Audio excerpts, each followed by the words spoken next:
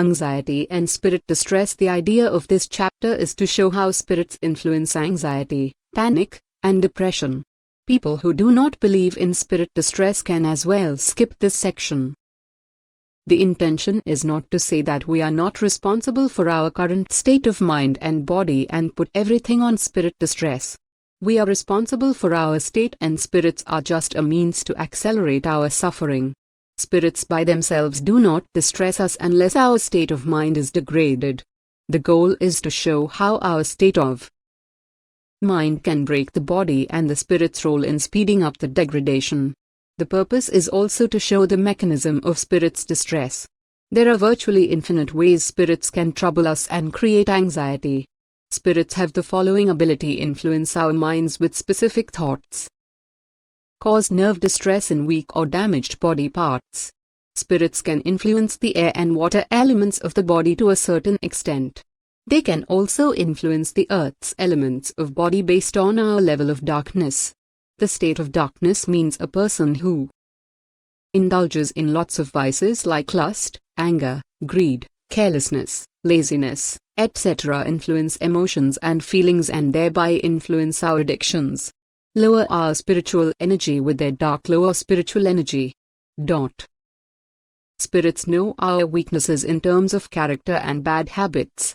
Hence, unless we win over our weakness or personality defects, we are always in a compromised state. They make us stuck in our life using our weaknesses.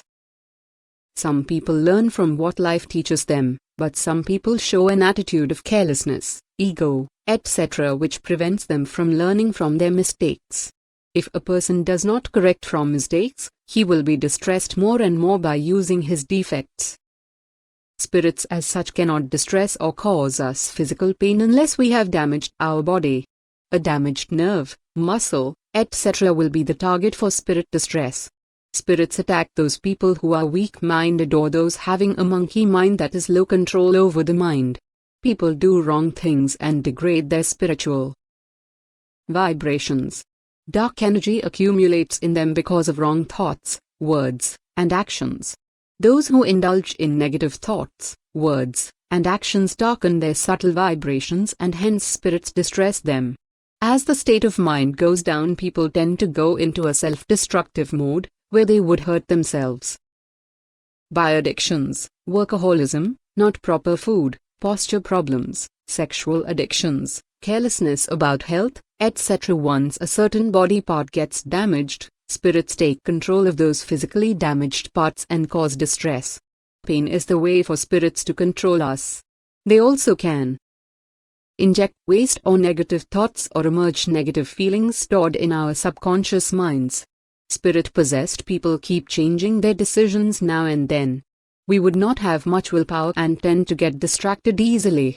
Spirits would distract us from sensual pleasures very often.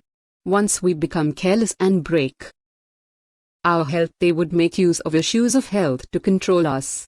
They can cause chronic pain in damaged parts. They would use chronic pain to frustrate us and make us careless. They would use pain to break our mood and make us slaves to sensual pleasures. It is always mental degradation that happens first, which results in spirit possessions, and these spirit possessions speed up mind and body degradation. Spirits can distress every damaged part of our body. There is no limit on how they can distress us. They can even fake an increased heart rate in some cases. They can even trigger negative emotions and fear stored inside our subconscious minds. Since they are subtle beings, they have access to all our negative emotions and weaknesses. They can control our minds and emerge waste and negative thoughts continuously. They enhance vices and any kind of bad addictions inside us. Typical examples of how spirits create anxiety by distressing various body parts are as follows. Spirits would attack the stomach region and create pain and pressure, which creates anxiety feeling and breathlessness. Spirits attack the chest region and create heaviness, fake increase in heart rate, etc. Spirits attack the head and create pressure bands across the head. Spirits attack sinus cavities or any cavities in the head to create pressure sensations and nerve distress. Spirits typically attack the ear, especially the left ear region, to create dizziness. If eyes are weak in terms of eye sensitivity and convergence issues, they would create pressure behind the eyes and various eye problems.